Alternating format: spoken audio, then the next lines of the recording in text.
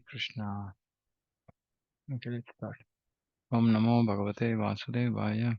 Om Namo Bhagavate Vasudevaya. Om Namo Bhagavate Vasudevaya. Om Ajnanatimirandasya Gnananjana Shalakaya Chakshurunmilitamena Tasmai Shri Gurave Namaha. Chaitanya Manobhishtam Sthapitamena Bhutale Swayam Rupa Gatamayim Dadati Swapadantikam. Vandeham Shri Guru Shri Utapadakamalaṁ Shri Guru Vaishnavanscha. Shri Rupam Sagrajatam Saguna Raghunathan Vitam Tam Sajivam Advaitam Savadutam Parijana Saitam Krishna Chaitanya Devam Radha Krishna Padan Saguna Radhita Shri Shatan Tamsta Hey Krishna Karuna Sindhu Dina Bandho Jagatpate Gopesha Gopika Kanta Radha Kanta Namastute Sapta Kanchana Gaurangi Radhe Vrindavaneshwari Vishabhanu Sute Devi Pranamami Haripriye Vancha Kalpatarubhyascha Kripa Sindhubhye Vacha पतितानां पावनेभ्यो वैष्णवेभ्यो नमो नमः। जय श्री कृष्ण चैतन्य प्रभु नित्यानंद श्री अद्वैत गदाधर शिवासादि गौर भक्तवृंद हरे कृष्ण कृष्ण कृष्ण हरे हरे राम राम राम हरे।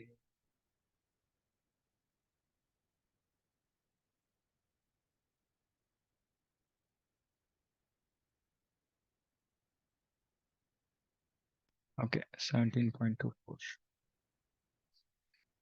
तस्मादोमित्युदाहृत्य यज्ञदानतपक्रियाः प्रवर्तन्ते विधानोक्ताः सततं ब्रह्मवादिनाम्. Therefore, transcendentalists undertaking performance of sacrifices, charity, and penance in accordance with scriptural regulations begin always with Om, glory in the Supreme. Om Tad Vishnu Paramam Padam. The lotus feet of Vishnu are the supreme devotional platform. The performance of everything on behalf of the Supreme Person of Godhead assures perfection of all activity. And so this is very important for all of us. So whatever activities we do, we have to do on behalf of the Supreme Lord. So when we say on behalf of the Supreme Lord, which means that He wants us to act in a particular way, and we are acting as uh, representatives in some sense, right? Like, for example, if somebody, so Shastra says that, father is the, like husband is the guru of the wife, wife is the guru of the child, like this, right? Like, so everybody is acting as representatives because we have a responsibility to play in the society.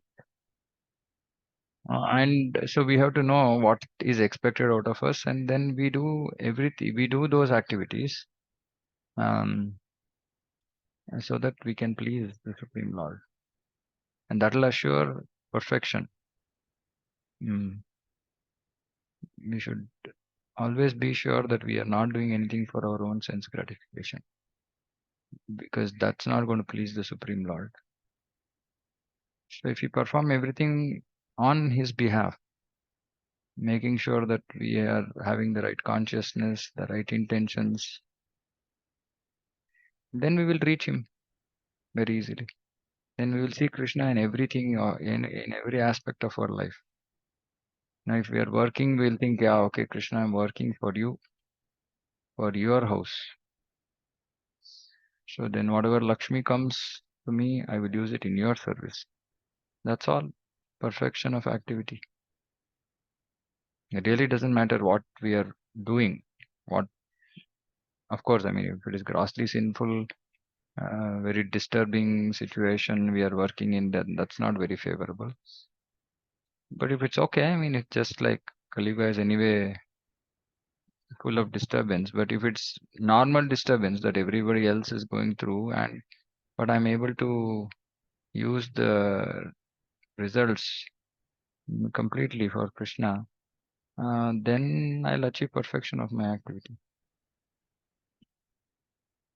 So Om is chanted by people practice following Vedas to undertake sacrifice, charity, penance, etc.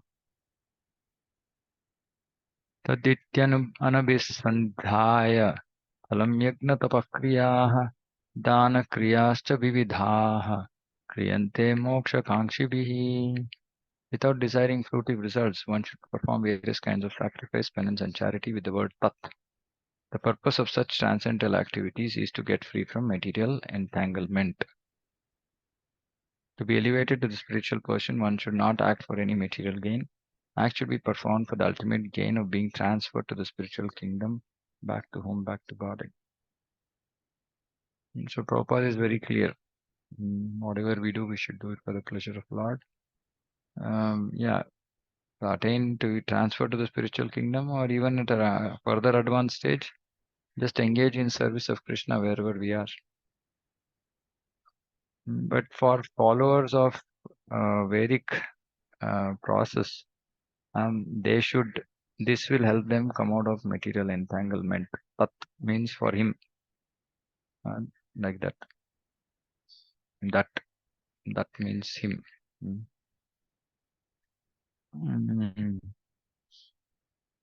Sadbhave sadhubhave cha sadityetat prayujyate prashaste karmani tatha satyabdah partha yujyate yagne tapasi dane cha sthiti tad iti uchyate karma chaiva tadarthiyam sadhityevabhidhiyate.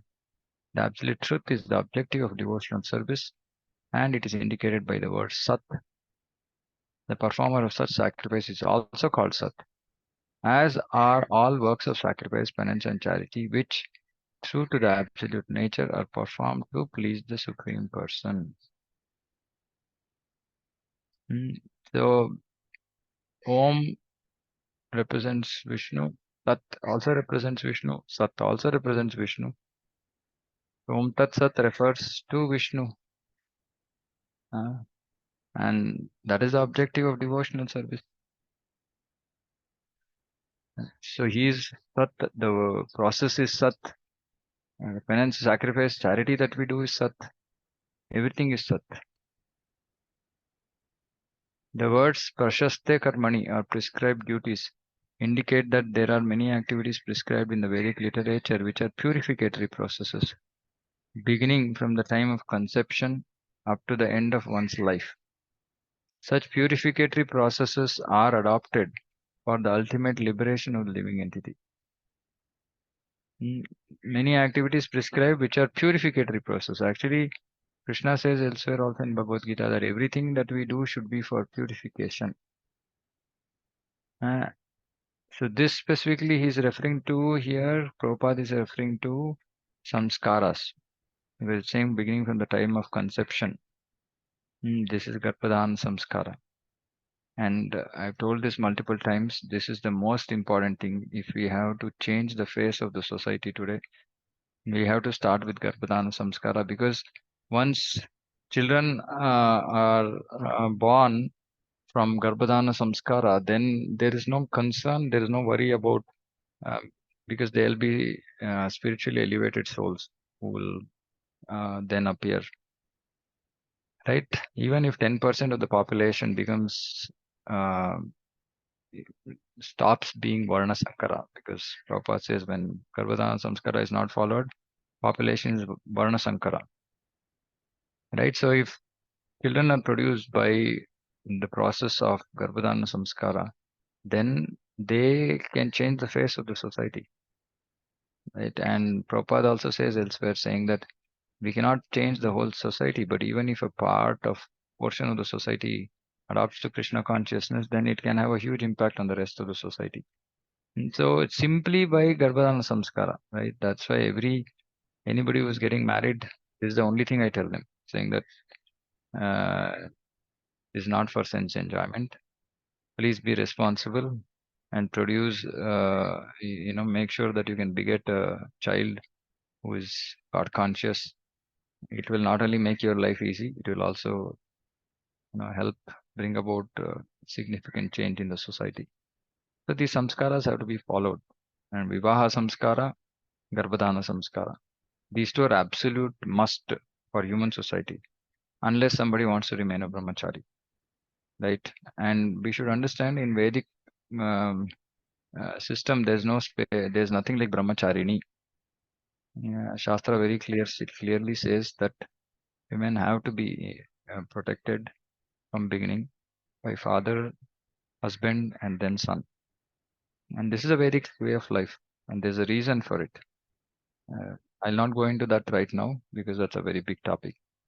But the idea is that Vivaha and Garbhadana Samskara. Vivaha is also Samskara because without Vivaha Samskara, people will live like cats and dogs, right? Engaging in sexual acts without taking responsibility out of wedlock.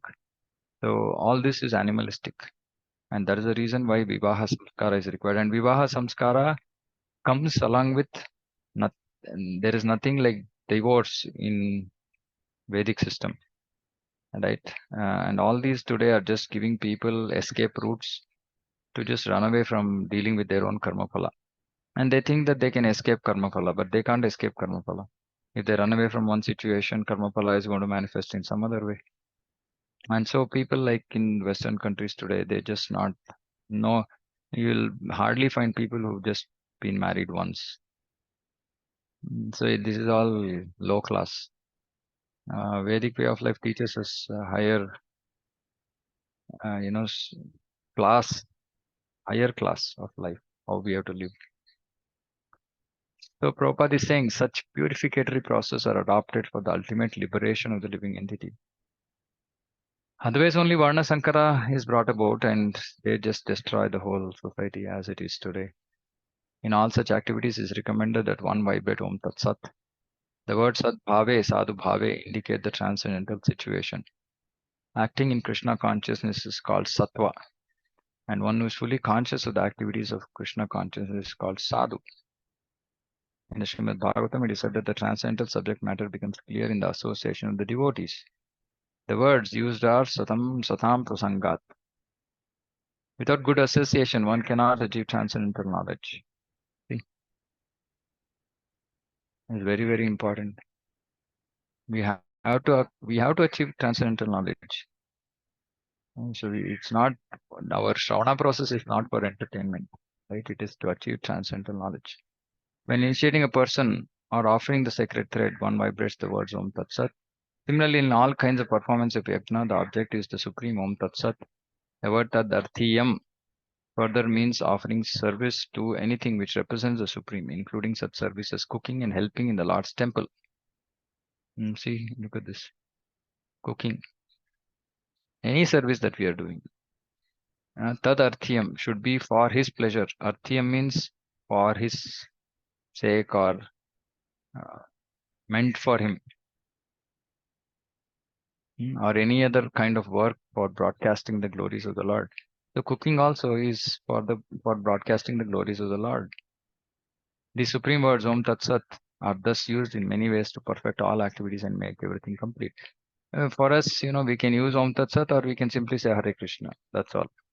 It's because Prabhupada says Hare Krishna is all encompassing, right? It already has Om and Tat Sat within. So you can just say Hare Krishna. But Vedic way is saying Om Tat Sat. The whole idea here is that uh, everything should be done for the pleasure of the Lord. That's the whole point, right? And generally, it is advised that whatever propensities we have, we use it for Krishna. And subsequently, that will bring us closer to Krishna. Then, subsequently, understand how I should actually live. What is Krishna expect? What are the acharyas expecting? How should we live our life, etc. And then we follow that. Initially, this dovetailing process. So people are very confused about this dovetailing. You know what is dovetailing? Dovetailing means that I have some propensity, I will use it for Krishna. This is called dovetailing. For example, somebody knows to play guitar and he'll say, I will play guitar for Krishna. This is a very preliminary stage of bhakti. Okay, where we are just utilizing whatever propensities Krishna has given us. How Krishna gave these propensities? Because of all kinds of karma that we've done in our past lives. We whatever acquired talent or skill to play guitar. Okay, which is good. Now I'll use that for Krishna's service. But subsequently, we should come to the stage of understanding that Chaitanya Mahaprabhu's Sankirtan doesn't have guitar. Chaitanya Mahaprabhu's Sankirtan only has Mridanga and Kartal.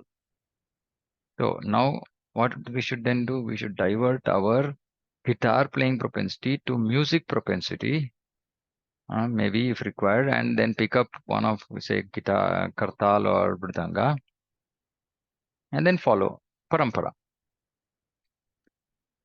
But then today, this conversion doesn't happen. This initial dovetailing remains as ever eternal, and then we deviate from parampara, and then we'll be doing rock band, rock Hare Krishna.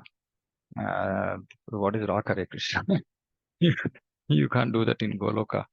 Um, and people don't seem to understand, appreciate this, right? What activities we are doing here is preparing us to do the same activities in the spiritual world. If you're playing guitar here, you're not going to have a chance to play guitar in the spiritual world because guitar is not Vedic. And everything Vedic is what is followed, what is the way of life in spiritual world, higher planet, spiritual world, etc. Anyway, so the point is that everything has to be done for the pleasure of Krishna. Initially, we will do whatever we want to do. Subsequently, we should do what Krishna wants us to do. Right? And when we come to that platform, we are come to the mature stage of Krishna consciousness. Till then, it is a immature stage of Krishna consciousness, but which is okay, which is just allowing somebody to come into Krishna consciousness. We should understand this differentiation. It's very important. People are missing the point here. Okay. Yeah, Akshay. Prabhuji, regarding this example of the guitar playing, you said, so that Mhm. is one specific example. How do we recognize our own propensity? Because not everyone is in the same line of business like a talent or something. So how can we recognize Yeah. our thing and then convert? Okay. So, I mean, one thing is our own natural propensities, right? For example, um, somebody like Prabhupada here in this purport is talking about cooking. So maybe somebody is a cook. So then that person can use that in Krishna service, and that doesn't, it's not a dovetailing because cooking is an integral part of bhakti, right? So then that person will not have to dovetail, right? Which means that okay, he or she has that propensity, using that propensity, and he or she can continue to do that uh, for the rest of their life, right? In terms of um, preparing uh, bhoga. Right now, somebody else, like I said, somebody has propensity to speak, right? They can communicate nicely. They can. Some people have propensity to write nicely. Some people have a very sharp brain. They can think through different types of problem statements and find solutions. Some people are physically strong. They can do physical work. Some people are very clean. They have a very sense of cleanliness. Somebody else has very good organizing capability. Somebody can draw well. I mean, I'm just saying these are all generally what capabilities, skills people possess. All of these can be utilized in Krishna consciousness. And that is the reason, that is the role of a guru actually. Guru actually identifies uh, abilities in disciple and make sure that the disciples engage appropriately. Um, yeah, I mean, if we can't figure that out ourselves, then we should let others figure it out. But for which we have to be an open book. Only then somebody can figure out what our abilities are, etc. Um, like I said, this is the beginning stage. Um, a more elevated stage of Krishna consciousness is like what Prabhupada used to say: do whatever it takes. He used to say, what is the difficulty, right? So in that stage, we are not worried about is this my ability or not. We just saying, okay, I need to do this because this is my this is instruction that I've from my superiors. Let me just try 100%. I'll put 100% of my effort. I'll put 150% of my effort. Whether it's going to succeed or not is not in my hands, but whether I'm putting sincere effort is definitely in my hands. Then we'll take up and do things which were not our strength at all. And that is an indication of surrender. That is progress, right? So, um, yeah, initially identifying might take us a little bit time, but sometimes also many devotees are very naturally drawn towards one or the other service, right? Mhm. Yeah, Okay, but Prabhuji. Kali Yuga is a bit complicated because our previous vasanas, our previous lives, karmas, what interest we have developed in this birth, etc. If they're purely material, then that dovetailing business is not ideal. But we should remember that it's just the beginning stage where some material quality I have, um, I can potentially use it in Krishna service. But yeah, like that guitar example, right? But it's not really uh, allowed or accepted from standards perspective, and then we might have to change course slightly. So that also needs to be noted. So multiple things. I'm just talking about disconnected stuff, right? But overall, we need to think through all these things. Yeah, Okay, Prabhuji. Thank yeah, you. yeah.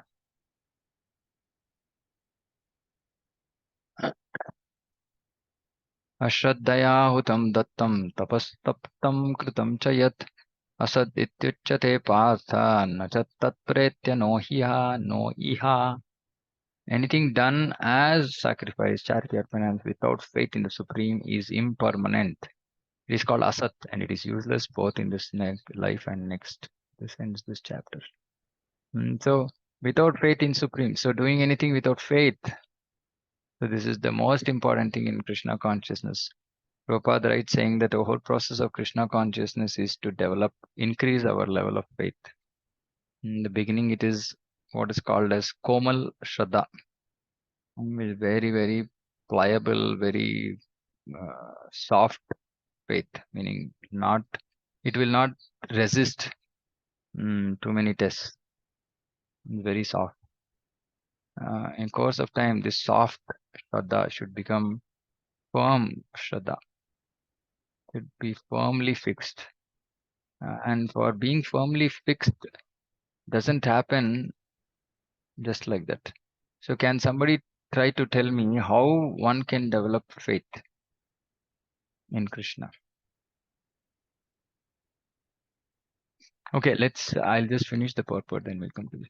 Anything done without the transcendental objective is Krishna, is useless. Therefore, in this verse, it is declared that such activities are abominable. Everything should be done for Supreme in Krishna consciousness. Without such faith and without proper guidance, there can never be any fruit. First of all, there should be this faith, saying that I should do it only for the pleasure of Krishna. In all Vedic literary scriptures, faith in the Supreme is advised. In the pursuit of all Vedic instructions, the ultimate goal is the understanding of Krishna. No one can obtain success without following this principle.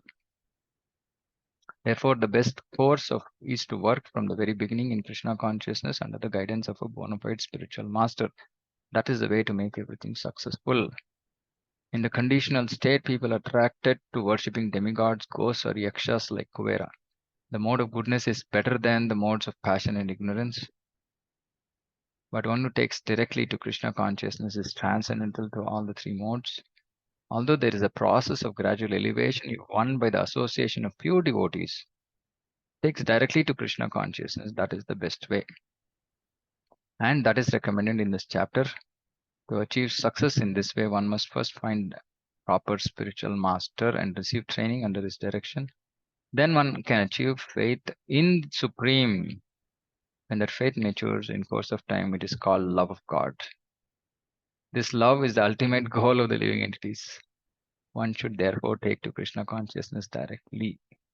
That is the message of the 17th chapter. Okay. So very, very heavy purport. Let me break this down.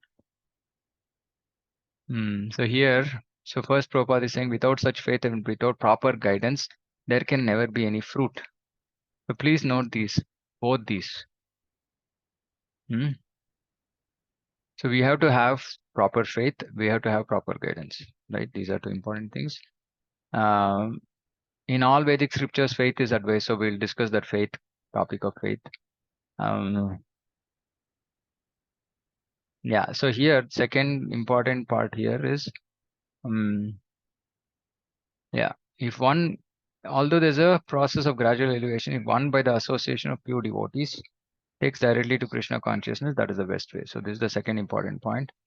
Third is this: to achieve success, one must find, not the word find, the proper spiritual master and receive training under his direction. So two things: finding, receiving training. Then one can achieve. And when that faith matures in course of time, it is called love of God. So this is the Ado Shraddha to Prema. So I'll not talk about this love of God. We'll talk about that some other time. So the whole process now. Let's talk about faith, proper guidance, uh, and finding spiritual master and receiving training. So let's talk about these things. And of course, association of pure devotees. Okay, so first, like I asked, what is this faith? How do we Hare, develop faith? Hare Krishna, Prabhuji, can I answer? Yeah, please. Yes, by faith, by Prabhupada says in the purport also, pure association of pure devotees. And also, we have to develop that love towards Krishna, taste for Krishna consciousness. We have to do everything for the pleasure of Krishna. And by being under the following Prabhupada's teachings and also devotee association. So by and also performing our devotional services practices. No, but how will What it increase faith? How will it increase faith? My question is very simple. I'm asking how do we increase faith? So one answer is association. Okay, that's correct. But I couldn't very much understand the relevance or direct connection of the other aspects that you mentioned. So performing association, yeah. regulated devotional practices. Now, how will it increase faith? It, by doing something for Krishna, by performing all of these things, all Now, of how will these it increase faith? No, I want you to answer very specifically. How will it increase faith? What does this faith mean? Okay, let's. What are we talking about? What does faith mean? faith mean complete. You have complete faith, strong belief in Krishna, like completely. You're very you believe and trust Krishna very much.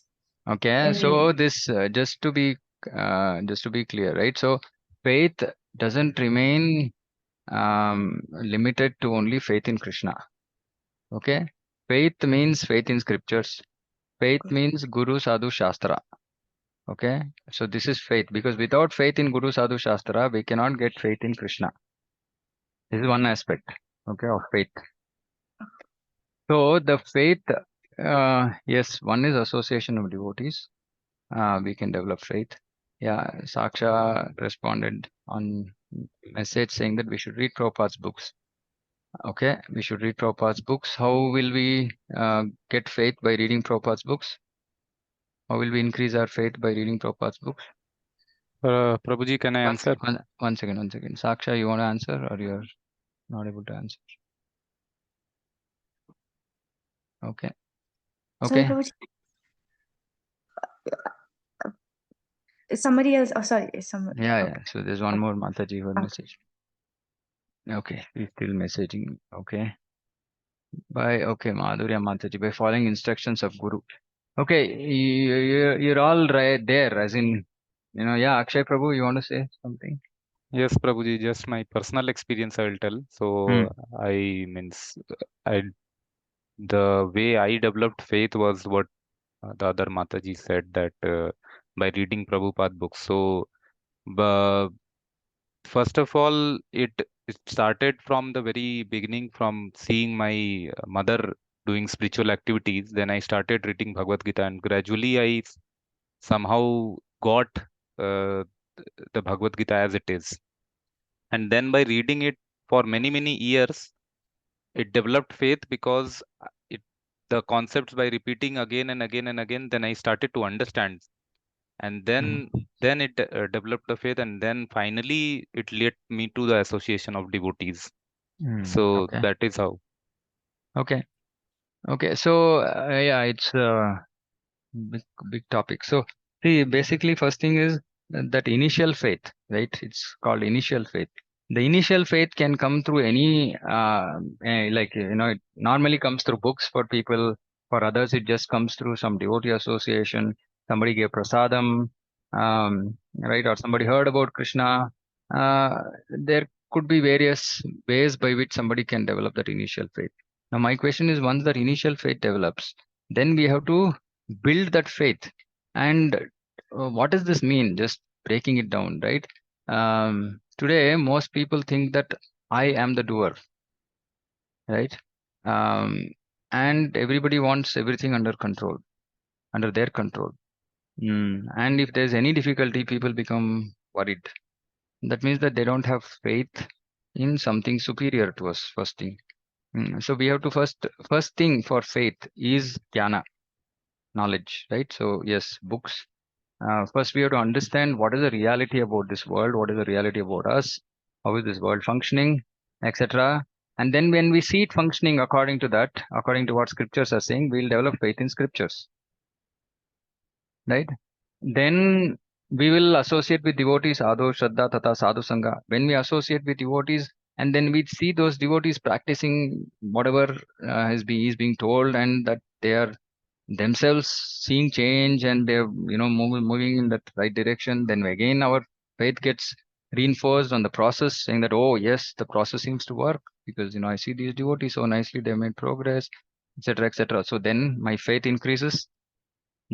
So faith on sadhus increase, faith on shastra. And when sadhu shastra faith increases, then gradually we have to come to faith in guru. Ado Shraddha Tada Sadhu Sangha Bhajana Kriya. The Bhajana Kriya means getting initiated by a bona fide spiritual master. I'll come back to this faith after asking this question. How do we find a proper spiritual master? What is the process for finding a spiritual master? By following Prabhupada's books, reading Prabhupada's books. Yeah, so if you have read Prabhupada's books, I'm asking, do we know what is the process of finding a spiritual master? Prabhupada in general has given general guidance, right? Like, yeah, devotee means he has to, spiritual master means he has to be bona fide. He has to, his life should be Krishna consciousness. He should be practicing. He should be then advising others to practice. He should be, and Bhagavatam speaks more about this. He should be a knower of the truth, absolute truth. Tadviti pranipatena. He should be willing to guide his disciples. He should be willing to take up responsibility of his disciples to make sure that they'll go back home, back to Godhead. So these are general qualifications of somebody who can become a guru. Right now, that is one. That fortunately for all of us, pretty much, I mean, all gurus in ISKCON possibly would would tick all the boxes, right? Pretty much. Um, but now I'm asking a specific question saying, how do we find our guru? What is the process to find our guru? Mm, Yeah. by taking the guidance. When we read Prabhupada's books, we will actually, Krishna, as you said before, like Krishna will actually reveal that to you when you're like when you're in that knowledge, when you know that when so you will understand what is your priority. This is what you even with by the help of a shiksha gurus, they will help you, they will guide you. And Yeah, but whatever Shiksha Gurus are saying also should be authorized, no? So I'm asking, what is that process? We shouldn't see this again. That is why Narottam Das Thakur says Guru Sadhu Shastra. We shouldn't blindly accept anything anybody is saying unless it is given in Shastra. Hmm. So yeah, Akshay Prabhu.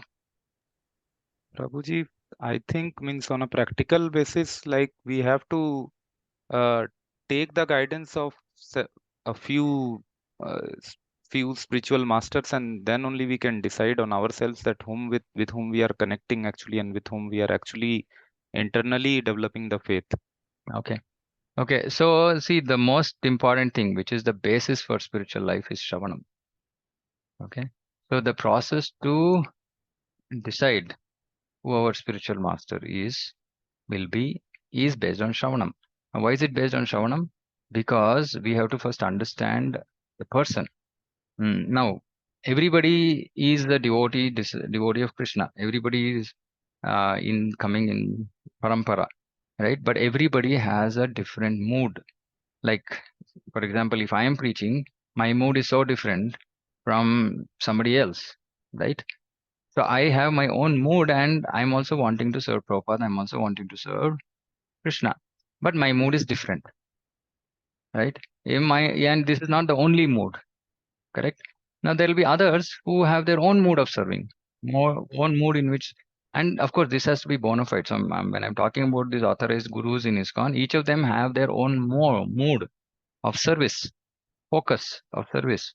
You know, the way they want their disciples to follow, to practice bhakti. Mm. So different gurus have different ways in which they have dedicated their lives to Krishna, and they would expect their disciples to also follow. The only way we can understand who is our guru. Unfortunately, in ISKCON, very sentimental decision making. My neighbor is a disciple of this guru. Left side, this is a disciple of this guru. Right side, this person is a disciple of this guru. Hence, I will also become disciple of this guru. And a lot of people are under pressure because of this lack of awareness of what is the process to find a guru. Okay. Oh, I'm already over time. Like every day is going over time. Um, anyway, so I'll quickly summarize this. So the basic point is that we have to hear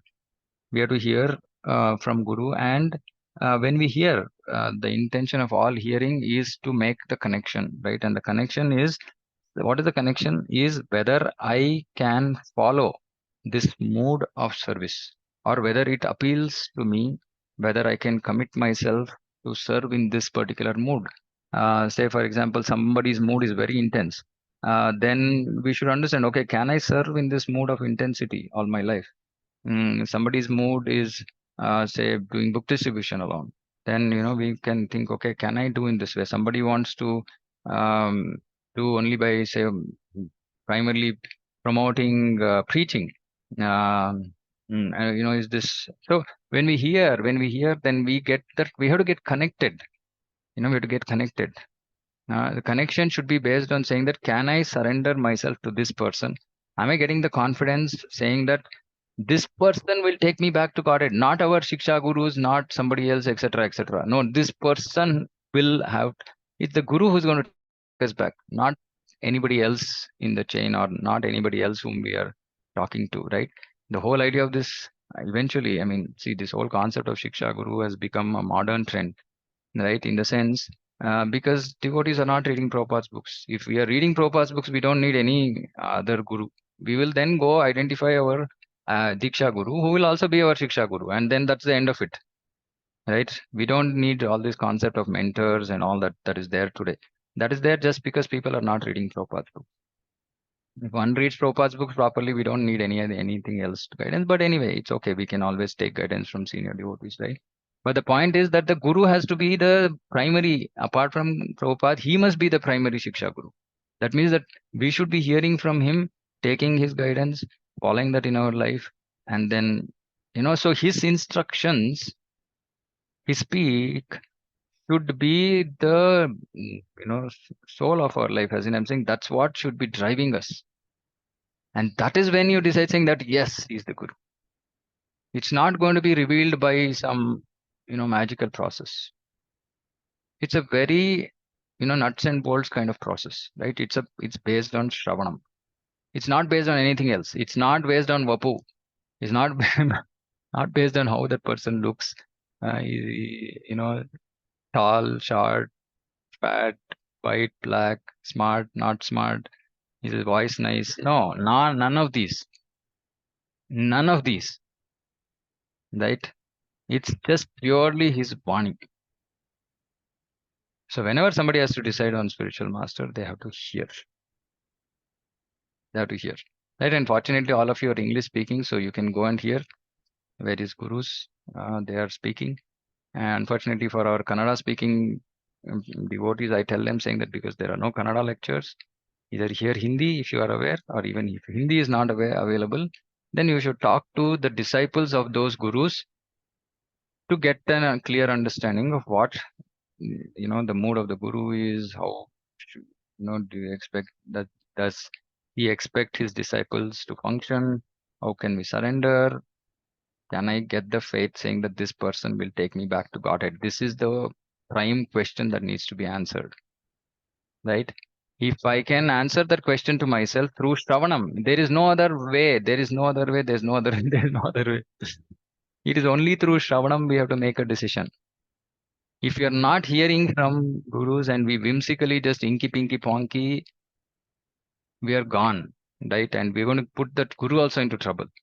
And unfortunately, today in ISKCON, nobody seems to be evaluating or even bothered as to what is the reason why somebody should get initiated from a particular guru. Everybody's running behind numbers, right? Yes, yes, I recommended another 10 people.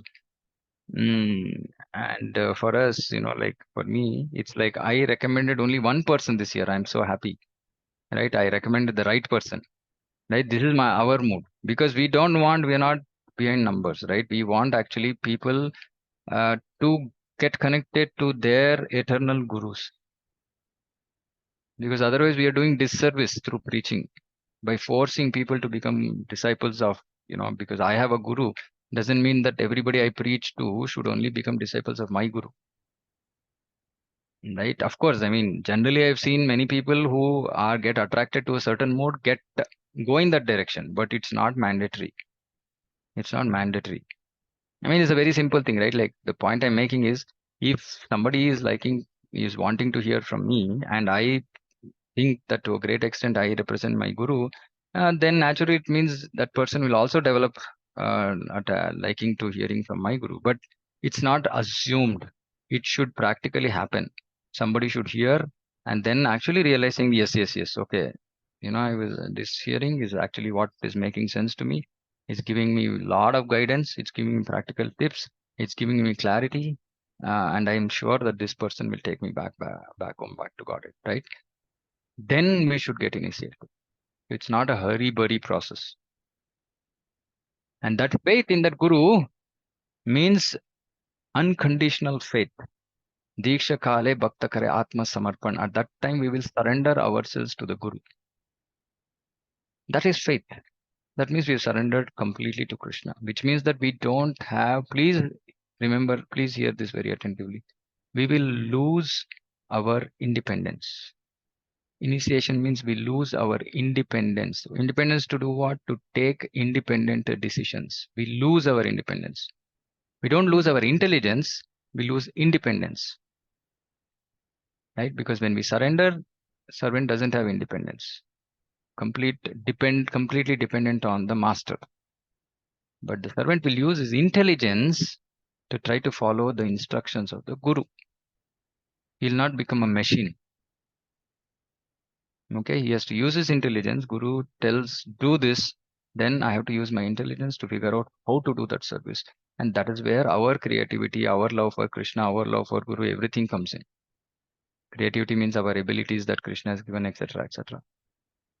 But we don't use our intelligence to refute what the Guru has to say. So that means we should be really willing to surrender. Like, I'm giving up my freedom, I'm giving up my independence to this person.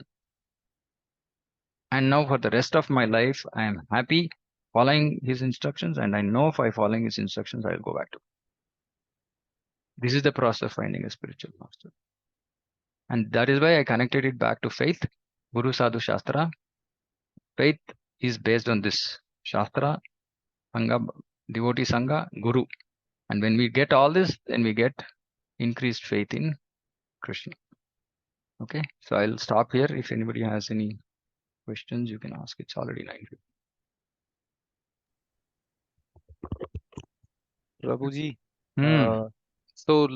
means Siksha Guru, Diksha Guru, like lots of guru we talk about. So can you just throw light on what are types Yeah, of so there are guru. three types Prabhupada mentions. One is Patha Pradarshaka Guru, who helps us show the path of spirituality. Now that can be to different degrees. For example, somebody just pointed finger towards ISKCON, right? That's also Patha Pradarshaka Guru. Somebody helped us initially, till we come to the stage of initiation. That's also Patha Pradarshaka to a great extent. While Prabhupada says Shiksha Guru, but in the sense, it depends on the level of mm, surrender, guidance, etc., etc. But Patha Pradarshaka is one who shows the path. Shiksha Guru is one whom who is showing us the way to make progress, right? Like how can we move towards Krishna, right? How can we make changes in ourselves? Like that is a Shiksha Guru, is giving us instructions to become deeper go deeper into bhakti to actually achieve our goal, right? That is Shiksha Guru. And Diksha Guru is the one who initiates us into the parampara, because we have to get connected to parampara. Shiksha Guru, Patha Pradashaka Guru doesn't connect us to parampara. It's the Diksha Guru who connects. And generally, it is expected that the Diksha Guru is also the Shiksha Guru. Apart from Prabhupada being Shiksha Guru of everybody, the Diksha Guru is also expected to be Shiksha Guru. Now, please understand that there is a very high ask from somebody who can call themselves a Shiksha Guru. Okay, and that is why while a lot of people want to put these words into my mouth, I say I don't consider myself as a Shiksha Guru, because it's a very, very tall order. I don't think everybody can reach that stage. But we can guide to whatever extent we have heard from Prabhupada, from our own Guru, etc., right? But ideally, it's always good to put the dependence on Diksha Guru only and look at him as the Shiksha Guru, which means where, the basis is Vani. Shravanam. So when we Shravanam, when we hear, then that becomes the path for our Shiksha, and that is coming from the Diksha Guru, so it's perfect. Now, from other senior Vaishnavas, senior God brothers of a Guru can be seen as Shiksha Gurus. Generally. Not anybody lower. Anybody lower can be considered unless there are nobody else available. But we can hear from other Vaishnavas, provided they are speaking Guru Sadhu Shastra as per Prabhupada. Then we can hear from other Vaishnavas, because that will also help us, become. But guidance, Guru means guidance, right? Mentor, like Prabhupada is saying, training. Who's going to give you training? Who's going to give you guidance? That has to be one or two people, right? It's not like every person out there is my Shiksha Guru. No, we shouldn't minimize the significance of this word Shiksha Guru, right? So we are, yeah, I mean, many preachers are also helping devotees out. Doesn't mean that all of us are Shiksha Gurus. Right? There will definitely be a few who are like super exalted and who can be considered as Shiksha Guru. But we are just trying to do our duty in terms of just giving people the right guidance based on Guru Sadhu Shastra. Right? So to some extent it can be considered, because in the sense, just so that there is respect for that person, it can be considered, but not, we should still, like, somebody said, yeah, those people should help us get to the right Guru. Actually, that will be their biggest service. And for that, they have to reveal the process. Unfortunately, today, nobody wants to do this, right?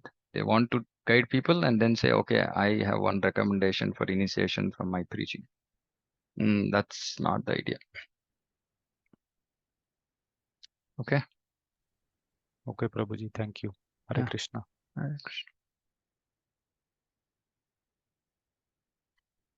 Okay. Nothing else, then I'll end. Okay.